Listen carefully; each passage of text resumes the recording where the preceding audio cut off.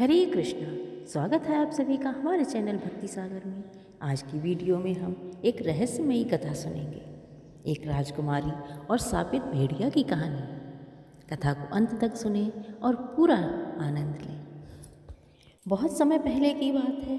ऊंचे पर्वतों और गहरे जंगलों से घिरे एक समृद्ध राज का नाम था चंद्रवन। वहाँ के राजा वीर, न्यायप्रिय और दयालु थे। उनकी एक ही संतान थी, राजकुमारी अनन्या। राजकुमारी अनन्या साधारण राजकुमारियों जैसी नहीं थी।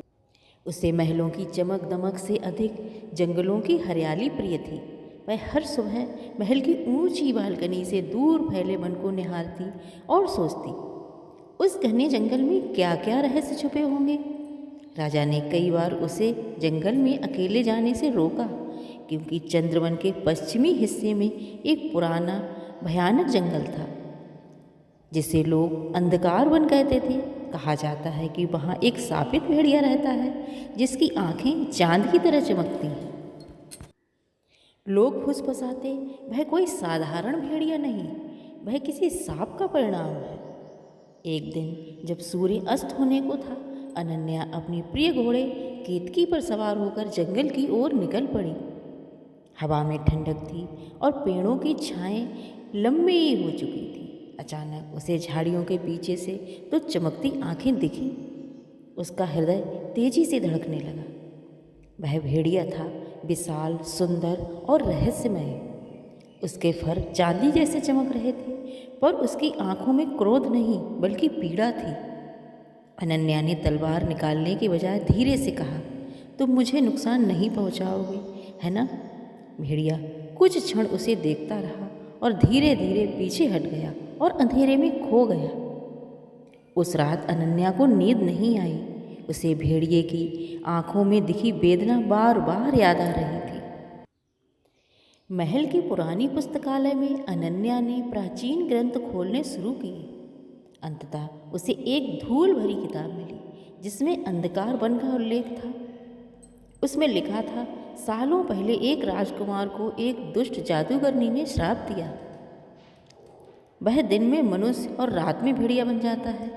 जब तक कोई सच्चे मन से उसे स्वीकार ना करे, श्राप नहीं टूटेगा। अनन्या का मन विचलित हो उठा।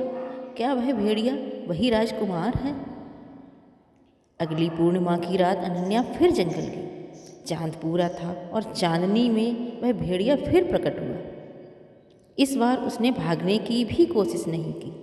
अनन्या ने धीरे से कहा, यदि तुम श्रापित हो तो मैं तुम्हारी सहायता करना चाहती हूँ। भेड़िए की आंखों में आश्चर्य झलक उठा। अचानक एक तेज प्रकाश फैला और उसके सामने एक युवक खड़ा था, लंबा, राशि किंतु थका हुआ। मेरा नाम आर्यन है, उसने कहा। मैं पड़ोसी राज्य सूर्यगढ़ का राजकुमार हूँ। एक जादूगरनी ने प्रेम को ठुकराने पर मुझे यह श्राप दिया है। अनन्या स्तब्ध रह गई। आर्यन ने बताया कि दिन में वह अपने मानव रूप में कहीं दूर छिपा रहता है, पर रात होते ही वह भेड़िया बन जाता है। मैं किसी को हानि नहीं पहुंचाता, उसने कहा, पर लोग मुझे राक्षस समझते हैं। अनन्या ने दृढ़ स्वर में कहा, मैं तुम्हें राक्षस नहीं मानती। उस क्षण कुछ बदल गया। दो अजनबियों के बीच विश्वास की पहली किरण ने जन्म ले लिया। परंतु दूर एक काले महल में बैठी वही जादूगरनी मयारा अपनी जादुई दर्पण में सब देख रही थी। तो किसी ने आखिरकार उसे ढूंढ ही लिया। उसने क्रोधित होकर कहा, यदि यह प्रेम पनपा तो मेरा श्राप टूट सकता है।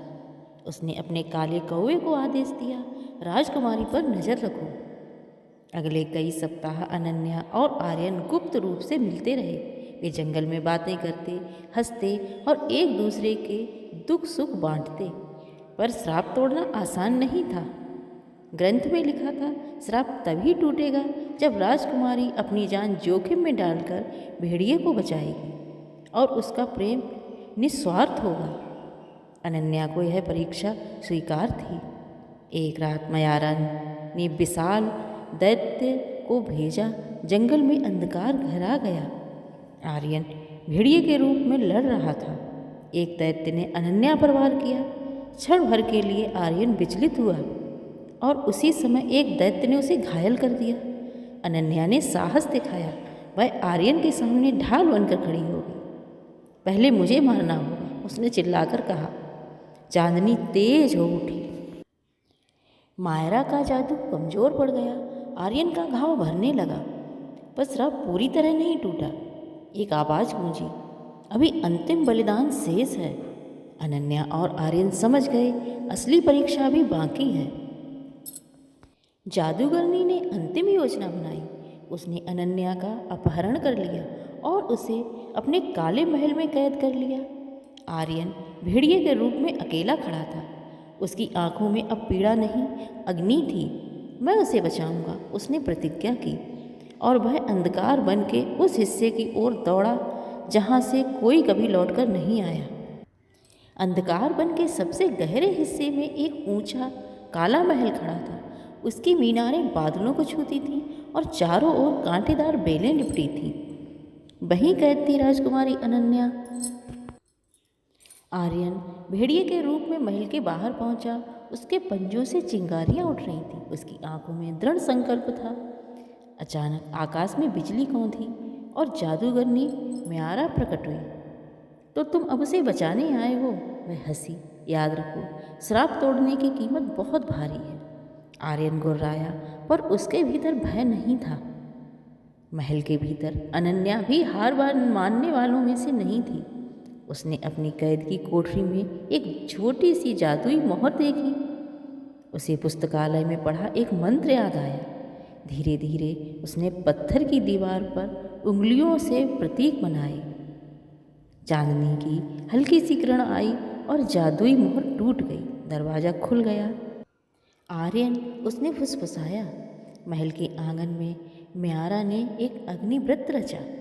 यदि तुम इस अग्नि को पार कर सको तो श्राप टूट सकता है, उसने चुनौती दी। पर यदि प्रेम में जरा भी स्वार्थ हुआ, तुम दोनों सदा के लिए नष्ट हो जाओगे। आर्यन ने बिना हिचक अग्निव्रत पर कदम रखा। अग्नि भड़क उठी। उसका भेड़िया रूप कांपने लगा। अनन्या आगे बढ़ी। रुको, म्यारा चिल्लाई, तुम मर जाओगी।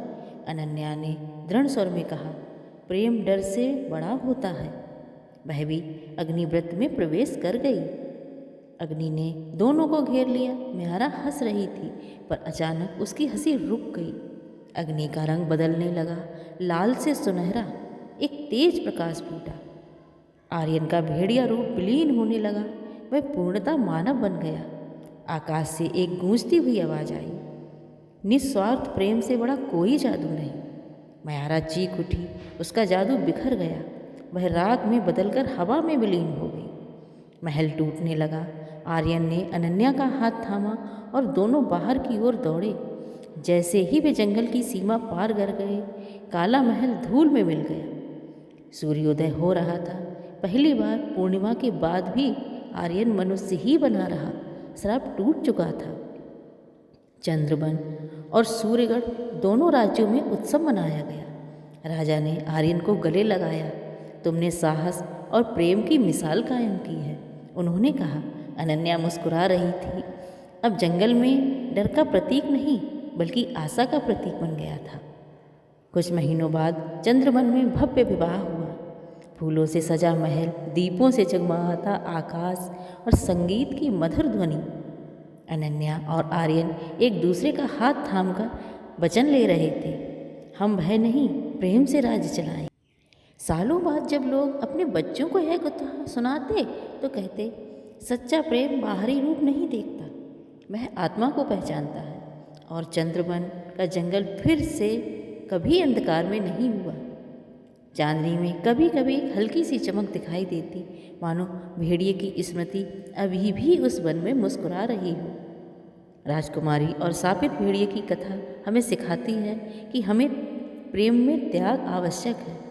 भय को साहस से हराया जा सकता है और निस्वार्थ प्रेम किसी भी श्राप को तोड़ सकता है। कथा आप लोगों को अच्छी लगी तो हमारे चैनल को लाइक, शेयर और सब्सक्राइब करें। धन्यवाद।